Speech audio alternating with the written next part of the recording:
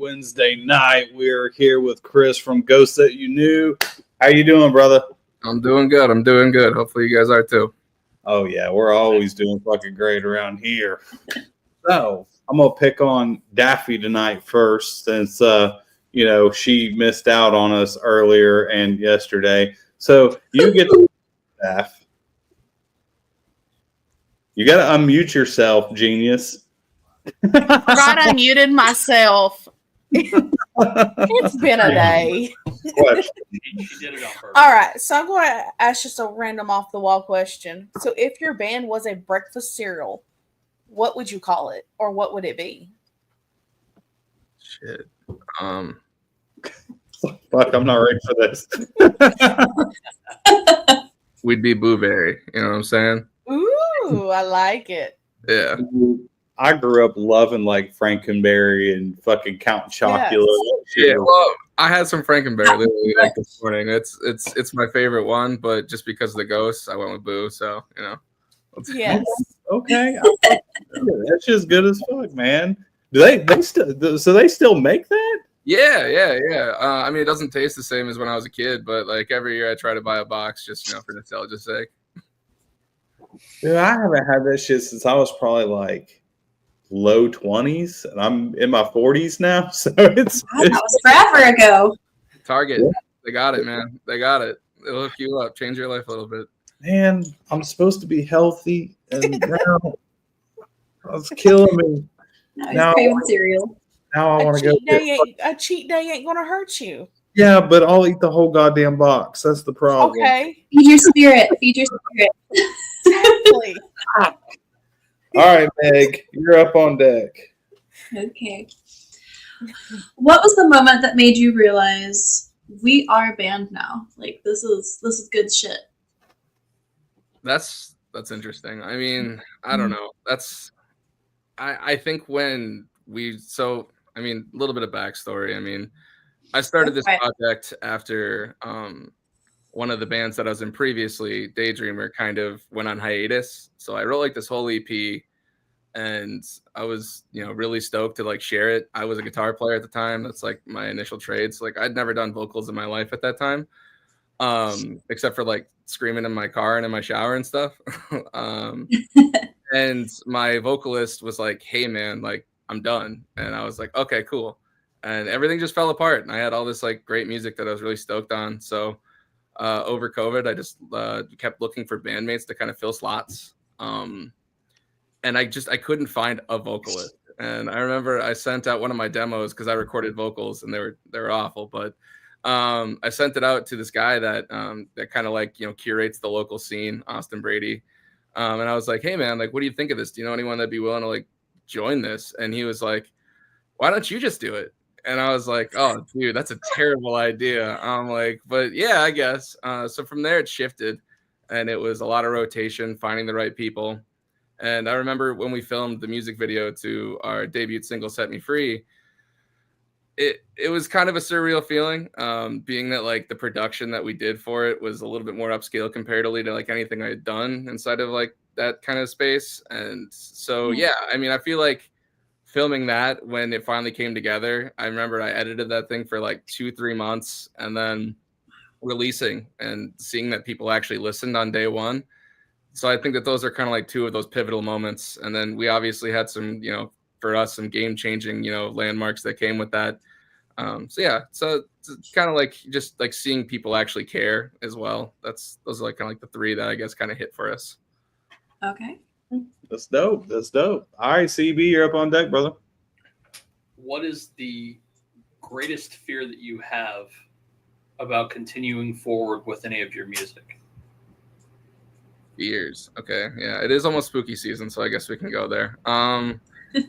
I think when it comes to like just genuinely like getting to that next level and seeing like what could happen, what might happen, and like what is honestly kind of in the works for us right now, what we've been like focusing on, starting to go on tour and, building a bigger fan base and just being away from home. I know that we're all pretty centralized to, what we do. We have our routines, believe it or not, we all still work your traditional 9 to 5, and just finding a space where like kind of exist, which I know is hard, but yeah, just being away from family, being away from home, I think is kind of like my biggest fear.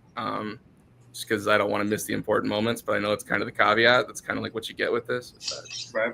the trade-off. So probably the biggest fear there for me, at least. I can't speak for the others, but for me, it's not being around.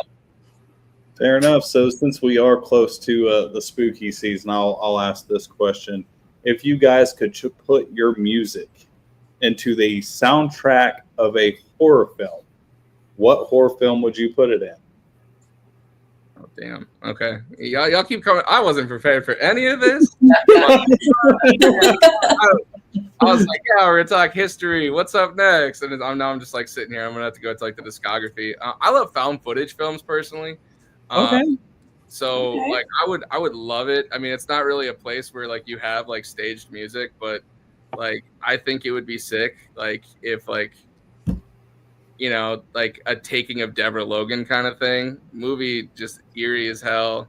I think it'd be a cool placement for it. But if we're going for like modern days, like, you know, slasher stuff, I guess, you know, Freddy's always been my favorite. Freddy versus Jason had solid soundtrack. So yeah, we'll go there. Freddy's always been my favorite. So It's funny you bring that up. We've probably brought that soundtrack up like the last like 3 episodes. oh, for real? Yeah. I mean, if you think about it in the terms of like metal and hard rock, Yeah. it was probably one of the best, if not the best, like heavy metal hard rock album or soundtrack that's ever been fucking released. Oh, 100%. Iconic. You know, like I was telling the band before this, like I grew up playing pop punk, and I was in pop punk bands all the way up until I was in my 20s. And then when I heard that album and I got introduced to bands like, you know, Stone Sour and Slipknot and Spine Change and 36 Crazy Fists, like that changed the whole goddamn playing field. You know, At that point, I was like, I want to do metal. I oh, want to play metal band. I don't want to do pop punk anymore. I want to play metal. And it's changed so many people like throughout heavy metal and hard rock, you know, as a whole. And you almost can't even not talk about that fucking album or Yeah. that fucking movie. Really, hands down. I mean, out of all my horror collection isn't as big as it used to, as I've kind of tried to downsize. But I mean, I still got my copy of Freddy vs. Jason somewhere. I've seen the movie about 1,000 times, so I mean, like I'm right there with you, man. It's got banger after banger, like especially in that period. Like, I don't know what was better, that or that like Roadrunner Records like compilation album that came out like a year or 2 after it, because that thing was amazing too. Eaters, yeah. All right, Daff, you're up on deck, girl. All right, so just to play off of that question a little, what is the one movie or TV show that you can watch on repeat? Oh God. Let's see here. I mean, I love cinema. I love movies. It's a big part of like, you know, like why I kind of am in this. I started, you know, I went to school for like videography and stuff. So like I could go and down a list, but like when it comes to like what I watch TV wise, like it's mostly like I'm kind of like a weeb, I guess. Like I watch a lot of anime and stuff. Yes. Yeah, Yes. yeah. No shame. I go to like anime conventions and stuff. Like Hell yeah. I'm here for the community. I'm here for the people. Yeah, I mean, Goated season 1, Tokyo Ghoul, probably one of my favorites. Yeah. And Attack on Titan, Naruto, stuff like that. So it's big for me. Naruto, I grew up at the same age when that stuff came out. Like me and Naruto were the same age, and I was like, this is me. They found my life. Yeah. Thing. Yeah. Yeah. So yeah, like I said, I watch a lot of anime. I do love like my typical horror movies. One of my favorites is Trick or Treat. Sam's my boy. Yep, love him. Just a fun watch every time, you know. And also a fantastic soundtrack. I think that's the first time I heard Marilyn Manson's "Sweet Dreams," and like it's a staple for me. Track hits. So. I Yeah. actually have a tattoo of Sam on my fucking leg because I got a coffee cup. I don't got a tattoo yet. I got to find space somewhere on my body, but like, you know, I'll get there. Oh no, I got a tattoo of him of the little Sam holding his lollipop and Lollipop, yeah. green like splatter around it. It's blacklight reactive. Dude, Like, I love that. That's sick. I fucking had to. I got that shit at the damn tattoo convention and had to fucking get it. I was like, dude, I love Trick or Treat. It's such a fucking badass fucking movie. It is, and like I mean, the fact that there's like just like multiple little stories and how they all come together at the end, like I remember I watched the movie by like happenstance. Like I was like in middle school, I think, when it came out. It was just like I was like, whatever. Like I think I got like a red box or something at the time. Like I didn't think much of it. I turned it on. I watched it like 4 times. Like I kept it for a few days, like kind of thing. So whenever you will get a movie that's that good, it's something worth watching. I honestly did not watch that movie till I was in my 30s. Oh, for real? And I'm in my 40s now. Yeah. And I think I was about 35 or 36 when I finally sat down, because I wasn't a big fan of like compilation movies. And I was just like, I'm not really big on the compilation horror. I mean, I did like fucking Creep Show. The very first one was okay.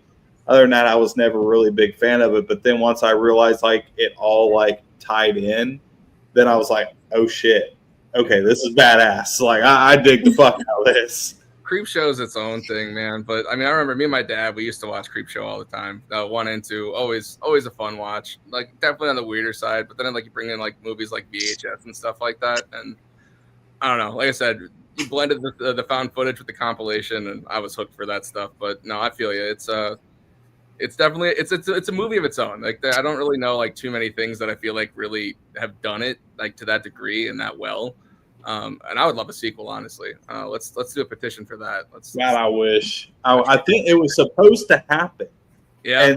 And you can actually look it up on Google. It was supposed to happen, and it was in process, and then something happened, and it got dropped. And I can't remember what the story is behind it, but I was reading it not too long ago. I was like, what the fuck, man? Just bring out another one. God damn, come on. Well, keep in mind, man, we got Beetlejuice too, like 30 years later. So, like, I know, right? You'll be okay, man. You'll be okay. Like, I don't want to be Incredibles took 20 years. Yeah, like it's just. I mean, I think when it comes to horror movies, I think the trope is and always like kind of has been for like, especially in modern. It's just like, it's so hard to beat, the original. I mean, that's like the whole premise of like, the existing Scream movies after one. It's just like, how do you do better than the first? Like, how do you do a sequel? And like, I feel like I would hope that if they cancel it, it's because they had fear that it was just going to kind of be shit.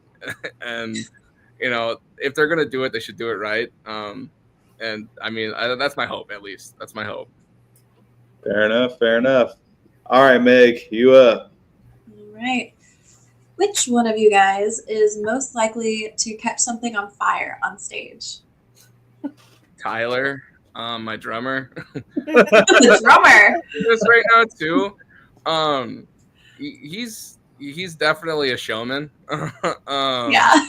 And so it's like every show we've played, like normally like everyone in the band just kind of like hangs out and they just like let me just like casually talk to the audience. But he'll start shit talking me and stuff, and like during breakdowns, he'll jump up on his seat and just like jump down.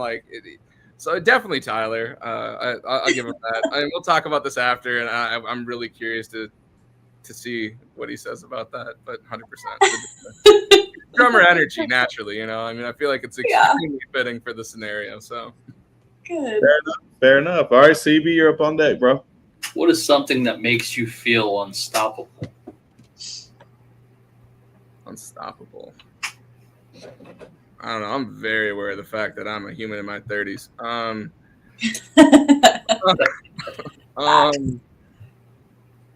I actually no, I got this. So when everything comes together, like on a track, like I'm gonna try to keep it like music like focused for a second.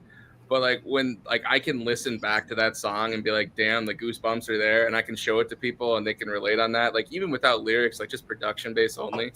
And you got like a heater on deck, and then it's like you just start singing the chorus. It's not premeditated. It's not like this like generated idea. Like the song kind of falls out of you. Like when moments like that happen, like not only is it reaffirming that like we might actually be kind of good at this, but that's a different sensation right there.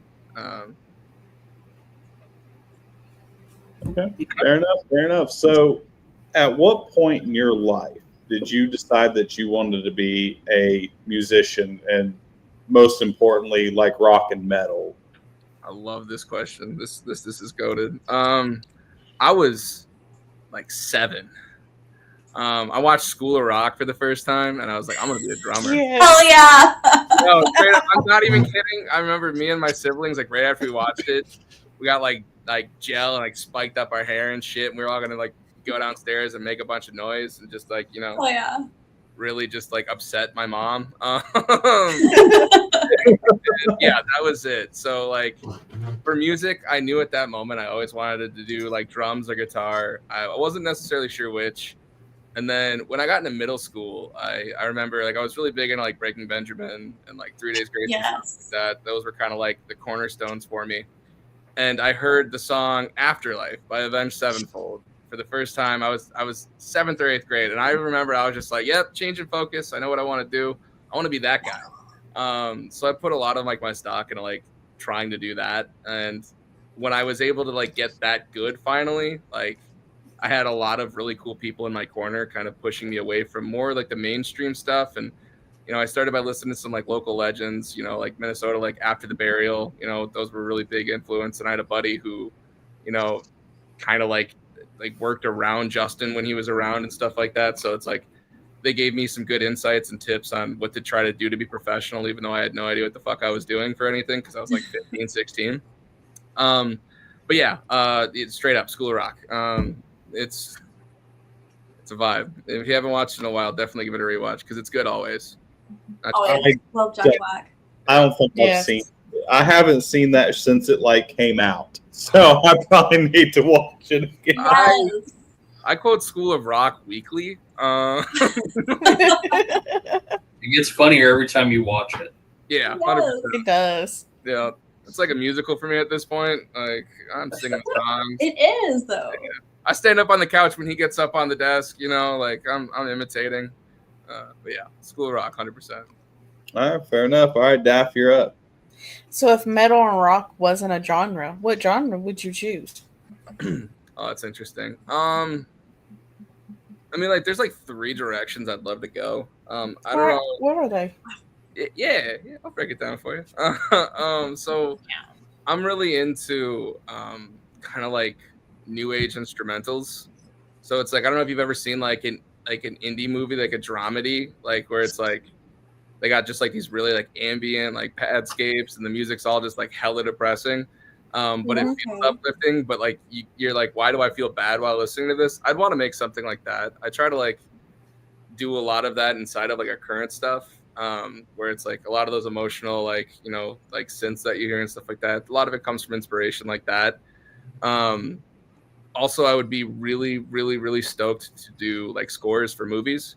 That's actually like my goal when I'm like 50, 60. Like hopefully like this happens and like the music stuff pans out. Yeah. I can like actually do something, you know, where I can like blend with the story and just be able to like, you know, help push that emotional threshold through music alone. And so like I love music in movies. Anytime I hear any type of score that connects, obviously like the Danny Elfmans, you know, the Hans Zimmers, those are the easy ones to identify, but that would be a good one. And then finally I wouldn't mind doing folk music, like Okay. Mumford and Sons kind of thing. And I bring that up like cheekily because it's like I don't know if you guys know their discography. Obviously, like you know our band name. If you look it up, you might find a song with the same one. And that's kind of where the band name came from. I know. Oh wow. Yeah.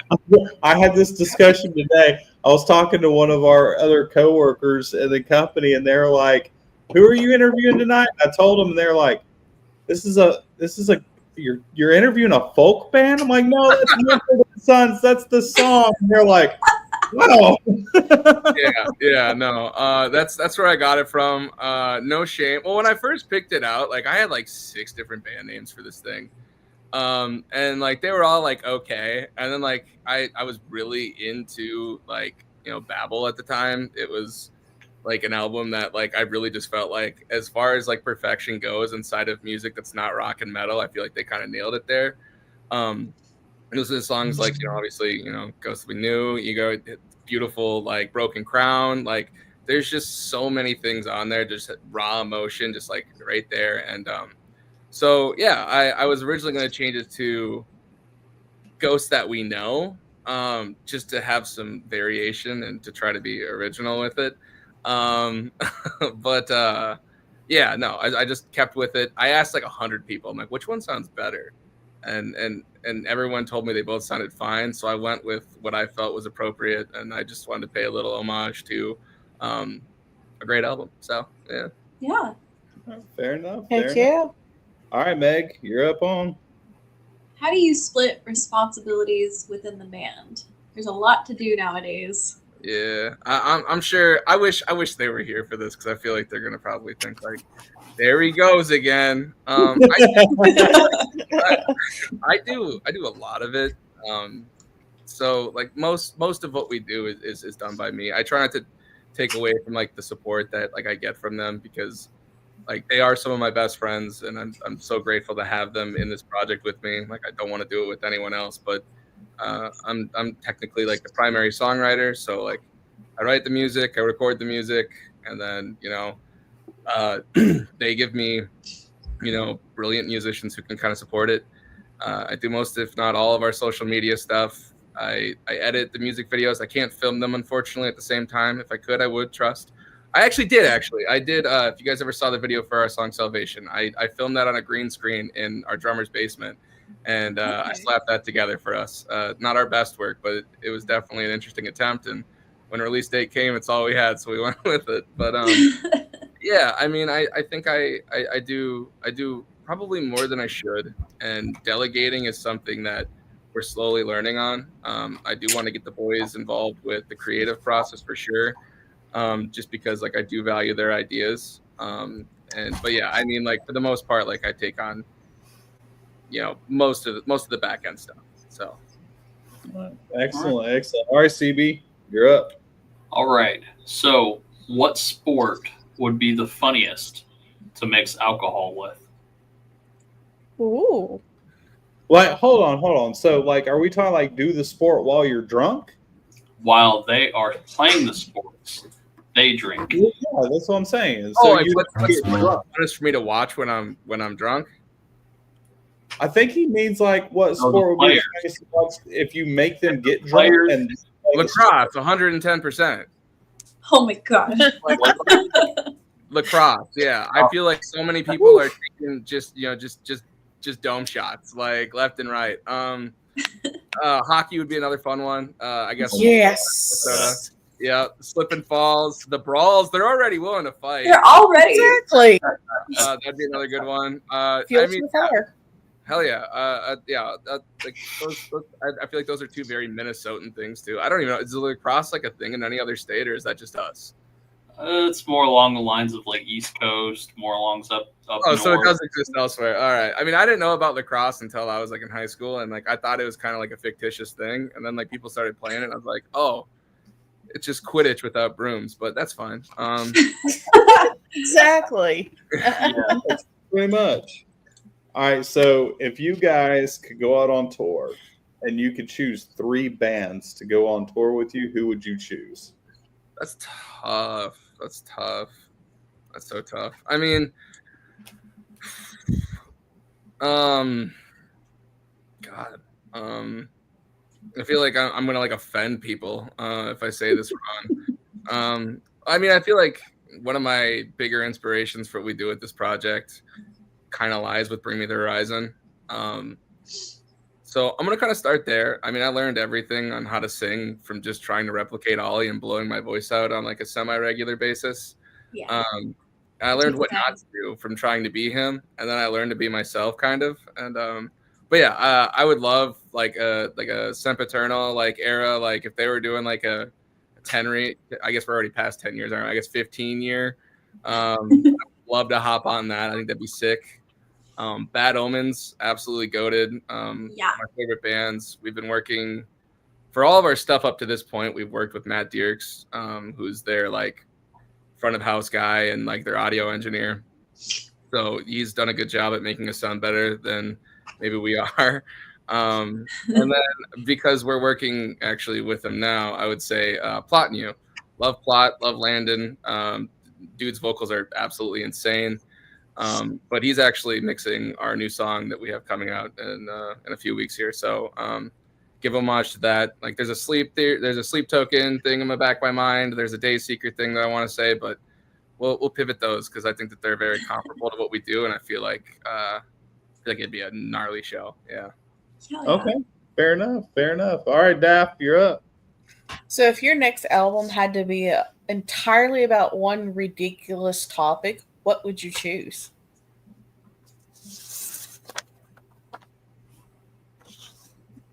I'm ready for this shit. Yeah, I'm blindsided by half these. I feel like I just like drop jaw like right after they're like asked like half the time.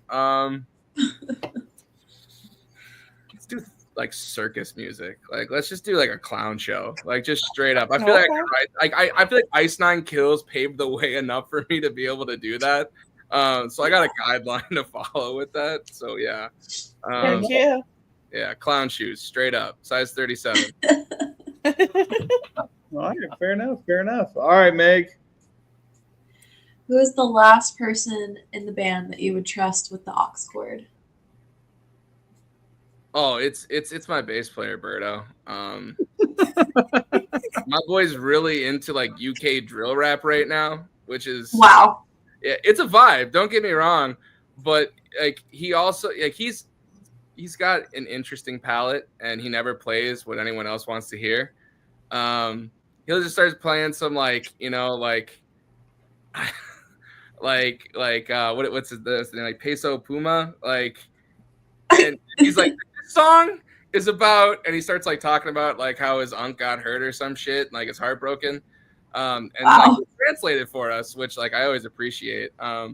But like he definitely misses the mark a lot of the time when it comes to vibes. But I will say, I know I can get him back into the metalcore vibe every time if I play Werewolf by Motionless in White. He locks back in. He knows where we're at and what we're trying to accomplish. So but yeah, I wouldn't pass it to him first, that's for sure. All right, fair enough. All right, CB, you're up, bro. Who is the most interesting person you've met?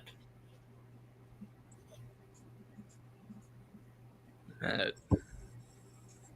don't know a lot of people. Interesting. How in depth are we talking about meeting? Are we talking like a Warp Tour, like slide by, like, or like Anyone, any person? Any person that I've met? I mean, at the time, I feel the most iconic thing that I had, like I snuck into, because I brought up Warp Tour for a reason, because it was the first thing that popped in my head, but I was like, I don't know if this is good enough, but whatever. I snuck into a VIP like event for Parkway Drive back in like Wow. back in like 2012. And like I kind of crashed it a little bit, and like I told like Winston and Pi, I was like, hey yo, like I'm not supposed to be here, but they were super like cool about it. They let me take a picture with them and stuff, and gave me like a bunch of like props for being that guy. But yeah, I'll go with that. I met the boys at Parkway Drive, and we had a convo, and there's a picture somewhere on the internet to commemorate the event. Oh yeah. Good enough. So, if you could spend 24 hours with any musical icon, dead or alive, and gain all of their knowledge within that 24 hours, who would you choose to spend that time with? Oof. I don't know. I feel like it's got to be something guitar related, because I feel like that's like truthfully like where I'm like, no. I'm gonna pivot. I'm gonna Danny Elfman. That dude's wild. Okay. Yes. Like flat out, like I'm like, dude, how are you almost 70? First and foremost, how do you still have abs? You look so good. Straight up, it's terrifying. And like, I know every time I hear an Elfman song, like I know it like right away. And it's not just like the hallmark of Tim Burton, but like the dude, his tracks are iconic. And like one of the first piano pieces I ever actually learned how to play was Victor's solo from Corpse Bride. And one of my favorite compositions, in a movie standalone. So yeah, I'll go Elfman, because I feel like that dude would just really change my game in hopefully a good way. Hell yeah. Yeah. Noise. Fair enough. All right, Daff, you're up. All right, so if you could be sponsored by anybody non-music related, who would you want to sponsor you? Sponsor me. Bam. We got the museum down in Minnesota. It's good, and I feel like on tour, like that would be a very valuable resource. Like you need protein, you know. So I'm going Spam. Okay. The Spam Museum. Hell yeah. Okay. Yes. Spam? Like the Ooh. can? Yeah. Good stuff. Ooh, Oh, that is a good question for later. you done messed up. You done messed up. All right, it's your turn, Daff. So you I might just as well- asked that question. Oh God, we'll just throw it in. Throw the bonus Let's do question. it. in. All Let's do right, it. bonus question. What is your favorite weird concoction of food? Oh yeah. Here's the thing. I'm not one of the type of people to like I don't separate my peas from my potatoes. You know, I eat everything realistically, like in a very probably like gross concoction. I mix my food. Like Ooh. if I'm eating it together, like I'm sampling all three at once, kind of thing. You know, like when I eat Okay. like Chinese food, like I grab my noodles, I grab my rice, I grab my chicken, and I blend, I cook. You know, so I mean, most disgusting. I do this thing where I like to make chili ramen. So it's like after I make Ooh. after I make chili, like the next day after it's like really just like sat with itself, I will like cook a packet of like chili ramen and I'll throw the ramen in there and I'll throw some like soy sauce and some sriracha. And I go to town on that. That sounds good though. That's not It weird. does. Oh, well, that's what I got. Yeah, it's delicious. If you haven't tried it, 100% Well- do it. It's top tier. Yeah. Then you might want to try a peanut butter and potted meat sandwich. Oh no. What? What? Peanut butter and potted meat sandwich. What? What's potted No. meat? Basically, spam and Oh, peanut. okay. Yeah, I'm about it. I'll try it. Yeah, it's like the I Vienney weenie, all like minced. Hey, okay, yeah, Um, I'm about it. I mean, I grew up on like Vienna sausages and stuff Yeah, like it's that. just like so, that. not a lot. Like I do have a limit for canned meat. I'm not eating like those canned cheeseburgers. Like you can't pay me Oh to. yeah. I won't do that. I won't do No. canned chicken.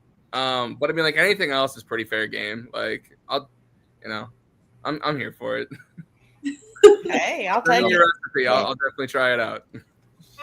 All right, man, you're up. Let's get the heck off this vomit. Palate cleanser for Dustin. If your band had a signature drink at a bar, what would it be called, and what would be in it? It's the Soju Shuffle, and that's just because that's what we do. I love soju. Yeah, I said I'm a weeb. Yeah. when we recorded Stay, so like I had the guys come over and just like kind of like monitor me to make sure like I didn't get too out of hand and like just tell me like, hey, was that a good track? And like I remember I bought like 6 bottles of soju, and like after like a bottle and a half, we're all just sitting there, we're just like dancing. I'm like, soju shuffle. So it's just soju. Put an umbrella in it or something, make it cool. But yeah, that's a big one. But What you need? What's that? Oh, sorry. Go Oh, ahead. I would love to make like an IPA. I'm really big on like a good old like hazy IPA. If I'm drinking, I'm doing like one of 4 things. It's either vodka, Red Bulls because I'm tired because I work too much, Bloody Marys because I drank too much the night before, soju, or an IPA. Like those are kind of like my goateds. So I would love to do my own beer. Maybe I try totally dig you on that because I am a big IPA fanatic. Love Big. it. Where I go, man. I mean, here's the thing. It's beer that doesn't suck with a high ABV. Yeah, that's what it's all about. back on the soju. I have a really good thing you need to try. Yogurt flavored soju with orange juice. 100%. I will definitely do that. Like that sounds like Friday night. So I'm Yeah. stoked on that. Yogurt with Yeah, the creamsicle. yeah, creamsicle. Okay, that's what I was gonna say. I was like, is it kind of like that? But that sounds like a vibe. So yeah, I will definitely be giving that a shot. Fair enough. All right, CB, you're up. All right. So in an ultimate fight, who would win, Superman or Batman? Didn't they make that a movie already? Yes. they- Didn't we So see your that opinion, already? who would win? What's your opinion? Oh, I mean, I'm here for the death of Superman. I'm gonna offend some people, and I'm sorry if I do. I don't like Superman. I feel like he's just like way too broken in so many ways. It's like, well, he has a weakness, yeah, like on like this planet that's like, you know, billions of miles away, but that's fine. So I mean, Batman is a fantastic strategist. It's like one of the best minds out there for it. And I think if you gave him the prep time like they did in the movie, I think he's taking the cake. But also he's kind of goth and emo, so it's like I rep with that versus the dude who wears his like underwear on the outside. Like I'm just, yeah, I'm out of. Here's the thing though. To be fair, like I don't love DC, but I do love Batman. Like so, if that puts it into perspective, I'm kind of biased. So Okay. Fair enough. Fair enough. All right. I fucking dig it. I dig it.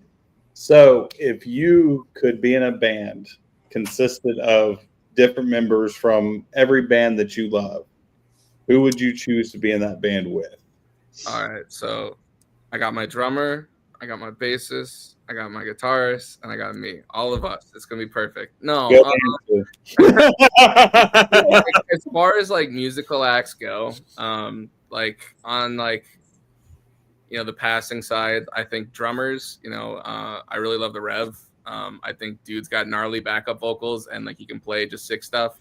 I would say like a Vinnie Paul thing in that scenario, but like the Rev is just Vinnie Paul, but like slightly more modern. So I'll take him. Dig that. Guitar wise, God, there's just too many guitar players that are like better than me these days. So it's like it's almost too easy. Just for the vibes, we'll go Tim Henson. No, Ichika Nito. Never mind. Scratch that. My man makes me sad with just like one layer of guitar and it sounds like 9. I feel like that kid could do just some nasty stuff. And bass players, like I'll just backtrack it. Honestly, I'm not too worried about it. I'm just kidding. Sorry, Berto. God, like I now I'm in like an interesting position where like I can't even think of a bass player just because I set that up. So I'll have to pass that one, and he can be mad at me later. Oi, yeah. See, for me, bass player would be hands down would be Ryan Martini from Mudvayne. Like the first Hey. time I heard him play, I was like, No, I get it. I quit. I don't like bass anymore. Shit's ridiculous. I Yep. quit. I'm done. I'm fucking done. All right, Daff, you're up, girl. All right, I got to do this. Star Wars or Star Trek? Who you siding with? 100% Star Wars. I don't even gotta think about that. That's easy breathing. We need to keep a tally. Like I don't know. I mean, I feel like I never really had the opportunity to get into Star Trek. Like it's not like I haven't seen it. I'm aware of it all. You know, William Shatner, like he's a cool guy and stuff. But I mean, Star Wars was a little bit more ingrained into me throughout my whole life. I remember falling asleep at Phantom's Menace when I was like 6 years old in the theater. I mean, like you don't forget stuff like that. So yeah, I'll go Star Wars any day of the week. Fuck yeah. All right, Meg, you're up. All right. If you could master any instrument instantly, what instrument would it be?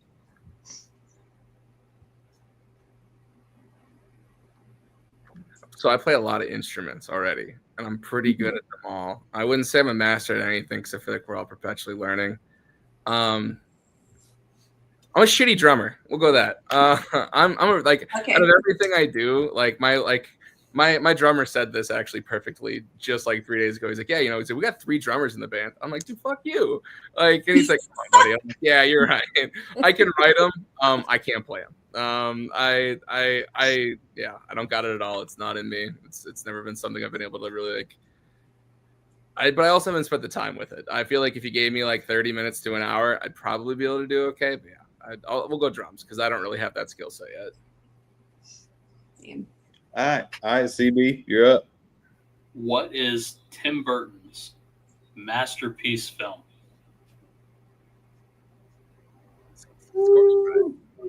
Corpse Bride. All right. It's Corpse Bride, 100%. I mean, like it depends on the way that you look at it. So it's like if we're going, I think a lot of people think that like Tim Burton like directed, The Nightmare Before Christmas, and he didn't. It's Henry Selick. So like I don't really count that as like a Tim Burton movie, but like if we're going like in that vein, like this is where Henry Selick takes the cake because Coraline's the best of them all. So I mean, personal preference, but I'm right. Tim Burton also stole 9 from a college student's like short film that he did. So No way. yeah, 100%. Yeah. This dude dropped something like back in like 2008 on like YouTube, and it went viral. And Tim Burton's like, "Yeah, we got to do that." So it's like he didn't come up with that world, that lore. A lot of his stuff, it hurts, right? Because that's not only is the voice cast just studded, like Elijah Wood, John C. Reilly, like you got like everybody in that. I think Christopher Walken too. It's like everybody is in that movie. Soundtrack is banging. Coheed Soundtrack. Yeah, I remember seeing that trailer on, I don't remember what DVD it was, but it was a movie I watched all the time, and I would hear legitimately just coming home, just welcome home, whatever. What's the song? Coheed and Cambria. Welcome home. I was right the first time. Okay, yeah. And just every time I hear that run, I'm like, yeah. I was like, oh, going. wow, yeah. And like surprisingly enough, like even though I always thought the trailer looked cool, like back in like middle school, I didn't see the movie until like I was like a senior in high school, and like I became like weirdly obsessed with like stop motion films and stuff like that. So but yeah, Coraline's the best of them all, but Corpse Bride's the best for Tim Burton. If you like stop motion, we need to show you Corey's band's stop motion music video. He's another co-host. I would love to see it for his band. Yeah, we'll show you after the show. That's sick. All right, so what is the worst thing or most embarrassing thing that has ever happened to you during a live show?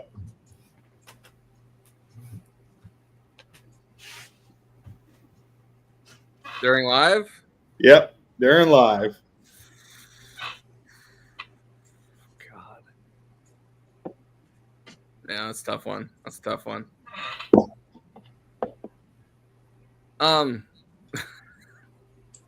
He's already laughing. No, it's just like weird stuff happens on stage, and people do weird things. I'm just like like I don't really have anything that's like super crazy, like.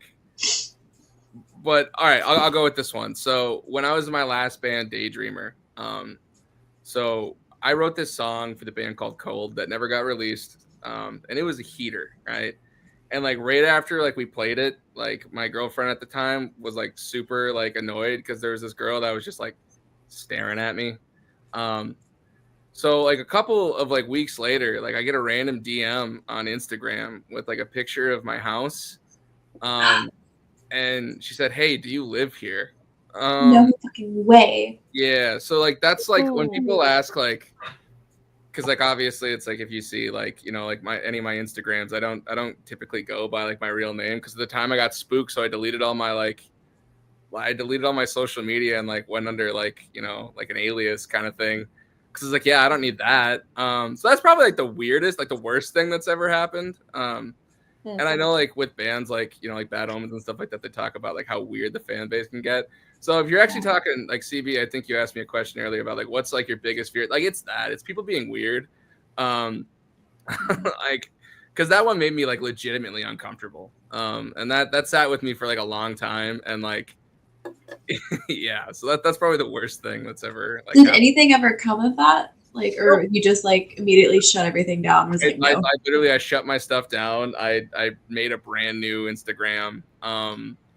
And like I told my vocalist about it at the time. He's like, weird stuff happens sometimes. I was like, dude, like we're nobody. We have like 4 monthly listeners on Spotify. What do you mean stuff happens? Right.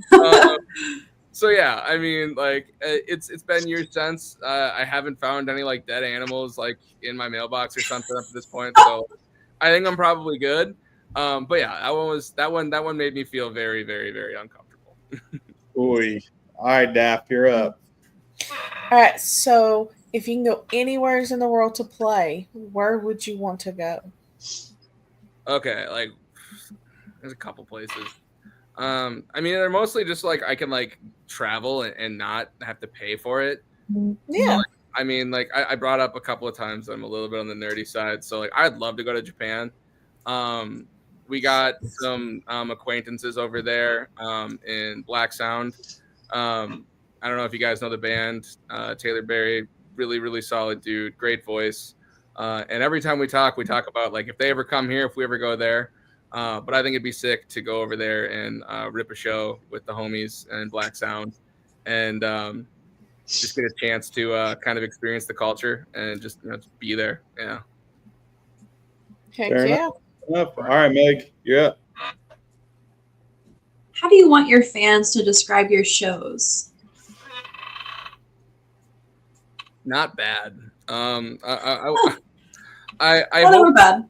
yeah, I hope when people see us live, they think like, damn, they were all right. No, I want it to be an experience, but we're just not there yet. I think that's like the worst part about it all is that when you think about like what bands do now versus like what they did like when I first started playing shows, it's just you backloading gear and like you pray that you can get on and off without too many hiccups. Yeah.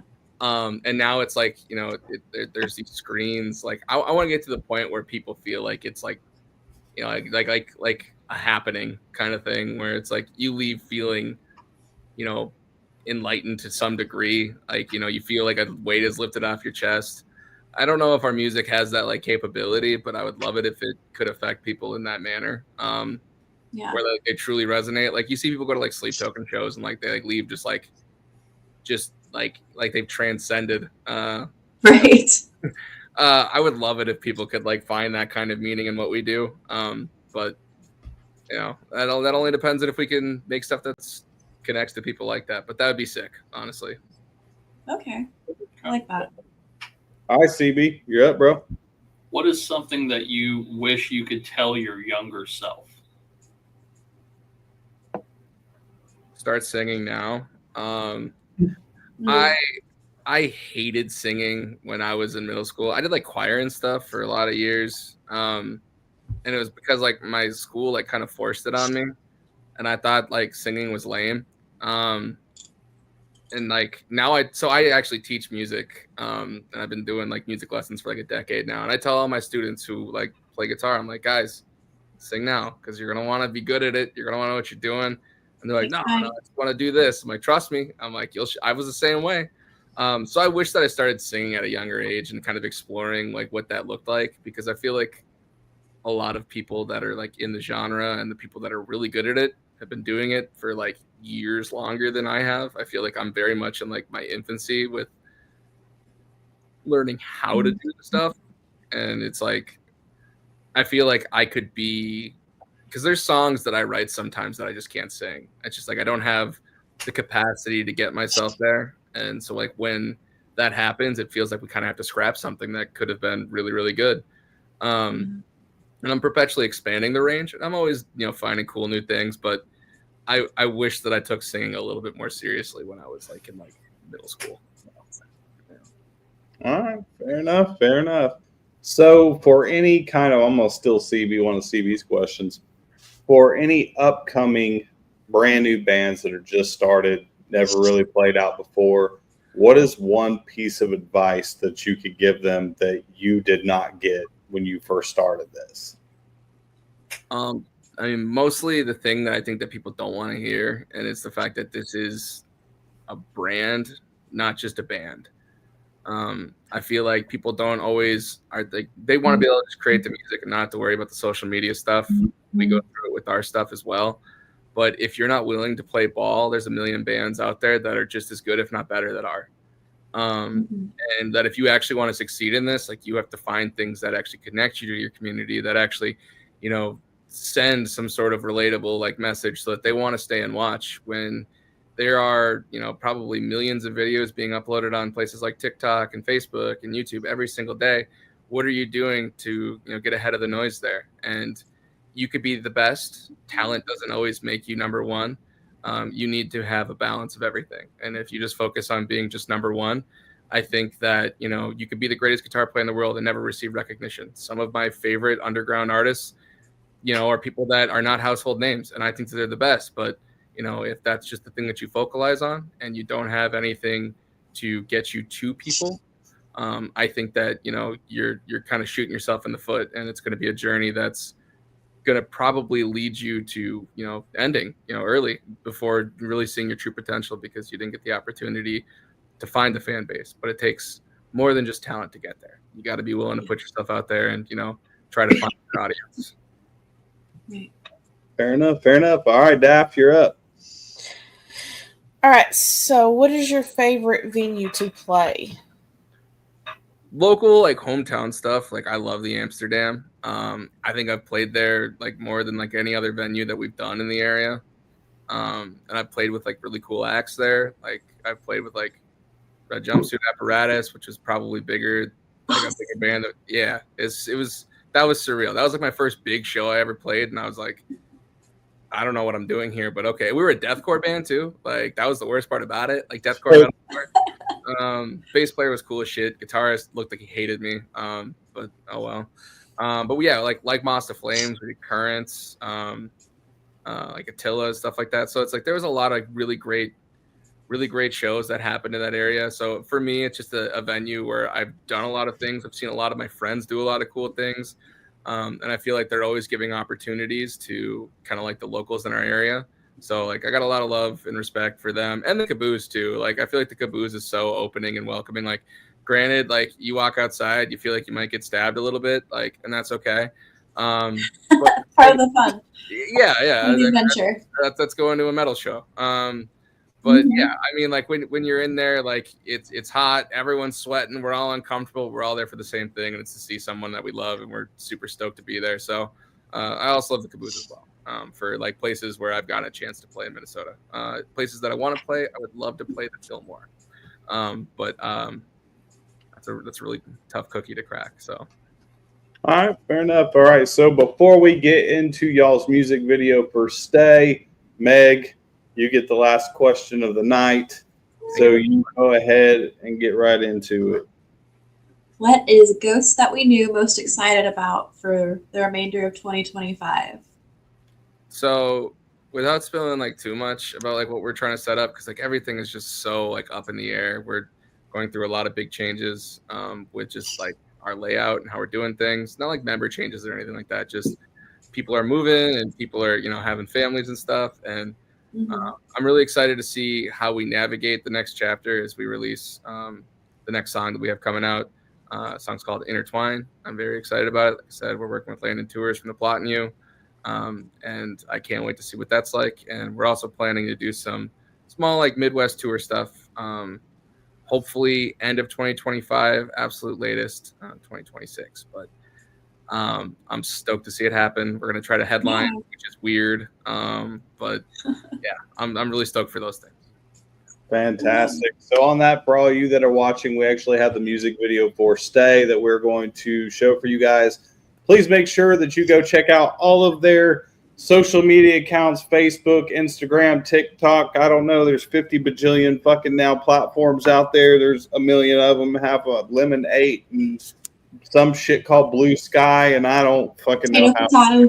I can't keep up with all of them. Anyways, go to a local show, buy some fucking merch, go support these guys and support all your local bands in your area.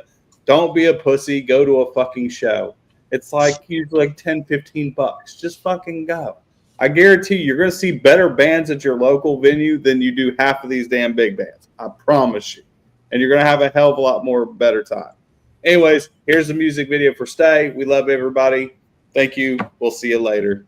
Goodbye. Good night.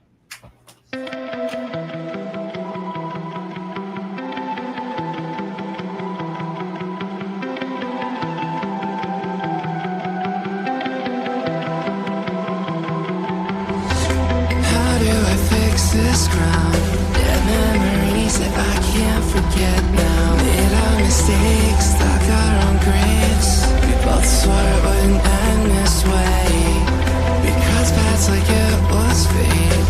An open book with the pages blank, still lost in the wake. Goodbyes were fake. I never found the perfect words to say. Late nights on borrowed time, no sleep. Alibis, waiting on a sign for keeps peace of mind. If I could swear to fix things now, if I could swear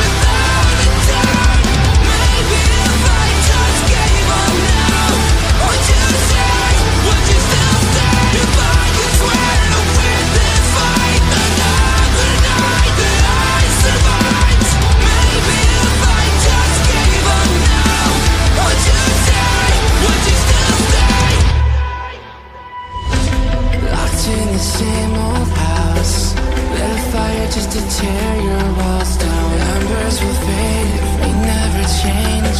The smoke will rise if we stoke the flame. I'll spend my life in a state of waiting. Get my blood and also changing. Visions fading, another craving. I hold on 'cause it's still worth saving.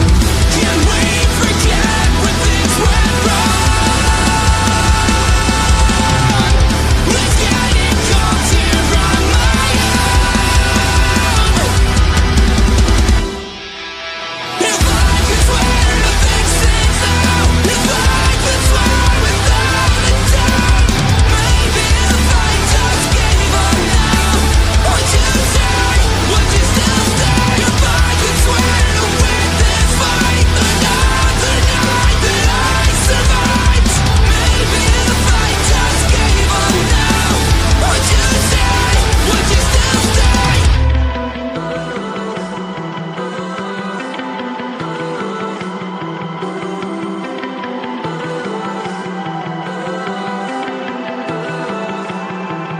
I could break my bones, but I'd still crawl back. Try to cover my tracks, but I can't forget. Hell only feels like hell when I'm without you.